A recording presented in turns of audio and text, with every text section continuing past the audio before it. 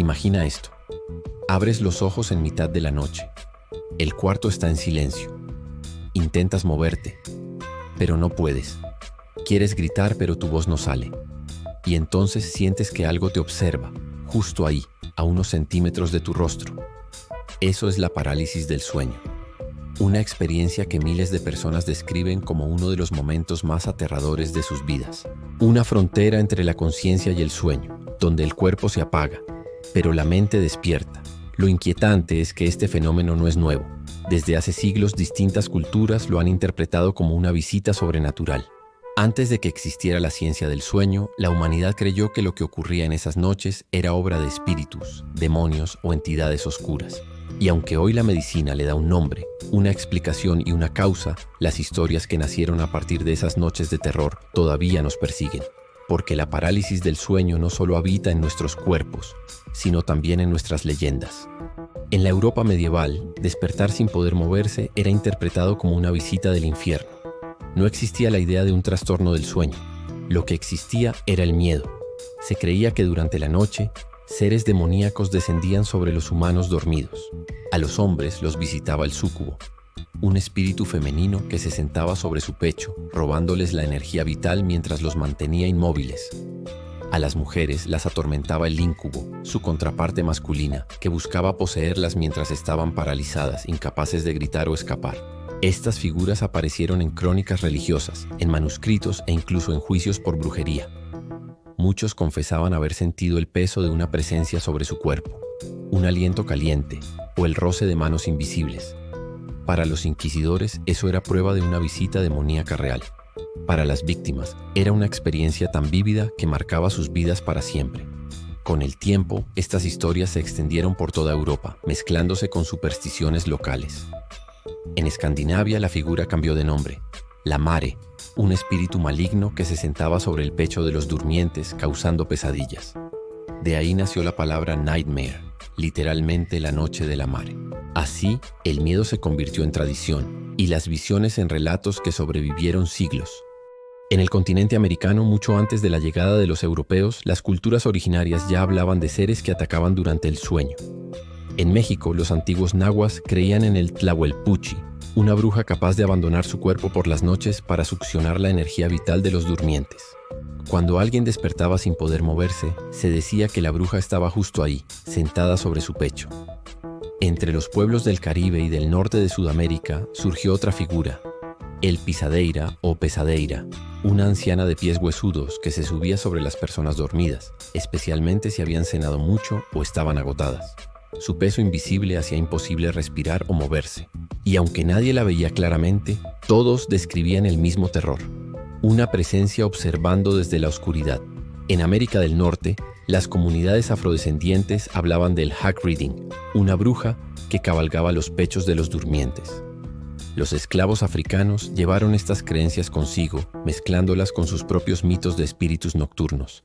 Así, la parálisis del sueño se transformó en una leyenda que unía culturas, supersticiones y terrores heredados.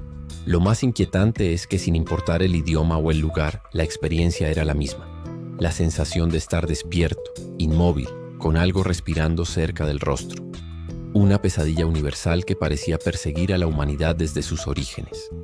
Durante el siglo XVIII, Europa empezaba a dejar atrás la superstición y abrazar la ciencia. Los médicos ya no hablaban de súcubos ni de brujas, pero algo seguía sin cuadrar. Personas de distintas clases sociales, desde campesinos hasta aristócratas, describían los mismos síntomas: despertar sin poder moverse, sentir presión en el pecho y percibir una figura sentada sobre ellos. En 1755, un médico inglés llamado Samuel Johnson utilizó por primera vez el término nightmare para describir el fenómeno, aunque seguía relacionándolo con un tipo de estrangulamiento nocturno. En esa época la medicina no conocía aún las fases del sueño, ni cómo el cuerpo se paraliza naturalmente durante el descanso para evitar moverse mientras soñamos. Algunos doctores lo atribuyeron a una mala digestión, otros a la circulación de la sangre o a una forma leve de epilepsia, pero ninguna explicación lograba describir las visiones aterradoras que acompañaban el episodio. ¿Cómo podía el cerebro generar imágenes tan reales, presencias tan tangibles, si la persona estaba completamente despierta? Mientras los científicos debatían, los artistas comenzaron a retratar lo inexplicable. En 1781, el pintor suizo Henry Fuseli plasmó en su obra The Nightmare la imagen que marcaría para siempre este fenómeno. Una mujer dormida, inmóvil, con un demonio agazapado sobre su pecho y un caballo espectral observando desde la oscuridad. Esa pintura se convirtió en el ícono visual de la parálisis del sueño, una mezcla perfecta entre arte, miedo y misterio. Aun con todo el avance científico, la sensación seguía siendo la misma. La parálisis era un fenómeno que la razón podía describir, pero no comprender del todo. Durante los siglos XIX y XX, los estudios sobre el sueño avanzaron, pero los testimonios sobre la parálisis del sueño se multiplicaron. Personas que no se conocían, separadas por miles de kilómetros, describían la misma experiencia con detalles aterradoramente similares. Sentí un peso sobre el pecho. Había una figura en la esquina del cuarto. Tenía ojos pero no cara. Me observaba respirando sobre mí. En 1928, un psiquiatra francés, Ernest Jones, publicó un libro titulado On the Nightmare, donde recopiló casos de pacientes que aseguraban ser visitados por presencias conscientes. Lo más inquietante era que muchos de ellos no creían en lo sobrenatural, pero sus descripciones coincidían casi palabra por palabra. Jones propuso que el fenómeno era una mezcla entre parálisis muscular y alucinación hipnagógica, un estado intermedio entre la vigilia y el sueño. Pero lo que más lo perturbó fue la consistencia de las visiones, figuras oscuras, siluetas humanoides o entidades que se acercaban lentamente a la cama. Algunos incluso aseguraban escuchar susurros o pasos antes del episodio. En los años 60 y 70, con la llegada de la investigación neurológica, los científicos lograron registrar en laboratorio los episodios de parálisis del sueño. Podían medir las ondas cerebrales, el pulso, la respiración, pero no podían ver lo que la persona veía. Y cuando el episodio terminaba, los sujetos contaban siempre lo mismo. Una figura que los observaba, una sombra que se disolvía justo cuando recuperaban el movimiento. ¿Era simplemente una ilusión compartida? ¿O algo más? Entre los millones de relatos sobre la parálisis del sueño hay una coincidencia que ha inquietado tanto a investigadores como a creyentes. Todos describen haber visto al mismo ser. No tiene rostro, solo una silueta. Alta, delgada, completamente negra, a veces con un sombrero o una capa. Algunos lo llaman The Hat Man, otros simplemente el hombre de las sombras. Durante el episodio las víctimas lo ven de pie, al pie de la cama o en una esquina de la habitación. Parece observar, inmóvil, pero con una presencia tan densa que llena el aire de miedo. En ocasiones se acerca lentamente, inclinándose hacia el rostro del durmiente. Y justo antes de que lo toque, la persona logra moverse y despertar. Lo más extraño es que este ser ha sido reportado en todos los continentes, por personas que jamás han oído hablar unas de otras. Niños, adultos, ancianos, en ciudades modernas o aldeas remotas. El mismo hombre, la misma sombra. Algunos neurocientíficos creen que el cerebro, al quedar atrapado entre el sueño y la vigilia, proyecta las sombras del entorno y les da forma humana. Pero otros, como el psicólogo David Hofford, autor de The Terror That Comes in the Night, sostienen que la experiencia es demasiado coherente como para ser solo una alucinación. Lo cierto es que desde hace décadas el hombre de las sombras se ha convertido en un arquetipo moderno del terror. Aparece en películas, foros y testimonios en todo el mundo. Pero lo inquietante es que cuanto más se habla de él, más personas aseguran haberlo visto. En los últimos años, los avances en neurociencia han permitido observar el cerebro mientras ocurre un episodio de parálisis del sueño, y lo que se ha descubierto es tan fascinante como inquietante. Durante el sueño profundo, el cuerpo entra en un estado llamado atonia REM, una parálisis natural que evita que nos movamos mientras soñamos. Es un mecanismo de defensa del cerebro, pero en la parálisis del sueño ocurre algo distinto. La mente despierta antes que el cuerpo. Estamos conscientes, pero aún paralizados. Las alucinaciones visuales y auditivas que acompañan este fenómeno provienen de una mezcla peligrosa entre sueño y vigilia. El cerebro confundido proyecta los miedos más profundos en el entorno real. Por eso muchos sienten presencias, sombras o figuras humanas. No son sueños, pero tampoco son reales. Son imágenes creadas por un cerebro atrapado entre dos mundos. Los científicos del Centro de Investigación del Sueño de Stanford descubrieron que durante estos episodios se activan las mismas regiones cerebrales que se encienden ante un peligro real. Por eso, aunque no haya nada allí, el miedo se siente tan intenso como si alguien realmente estuviera en la habitación. Sin embargo, la ciencia aún no explica por qué las visiones son tan consistentes y universales. ¿Por qué todos vemos sombras y no luces? ¿Por qué sentimos una presencia y no una ausencia? Para algunos investigadores, la respuesta está en la evolución.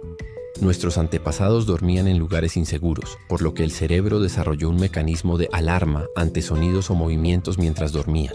Pero para otros, esa explicación es insuficiente, porque la sensación que muchos describen no es de simple miedo, es de ser observado. Aunque la ciencia moderna explica la parálisis del sueño como un fenómeno neurológico, no todos están convencidos.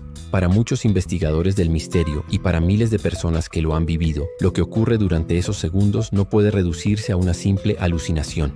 Algunas corrientes esotéricas aseguran que durante la parálisis, el alma se encuentra a medio camino entre el cuerpo y el plano espiritual, atrapada en un estado de transición.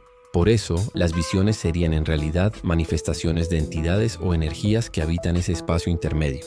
En ciertas culturas se dice que el cuerpo duerme, pero el espíritu despierta en otra dimensión, un lugar donde las emociones se materializan, donde el miedo toma forma y donde las sombras que vemos podrían ser reflejos de nosotros mismos, o presencias que existen más allá del tiempo.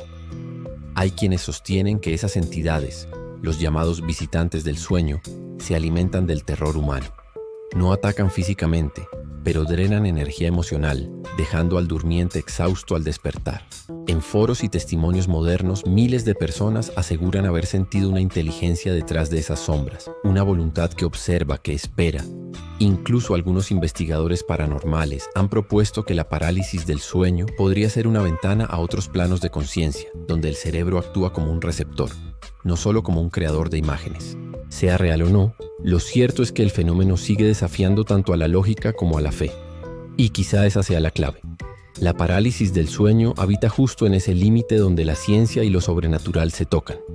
La parálisis del sueño ha sido una sombra silenciosa que acompaña a la humanidad desde siempre. Le hemos temido, la hemos explicado, y aún así, sigue ahí, esperándonos cada noche. Algunos dicen que todo ocurre dentro del cerebro.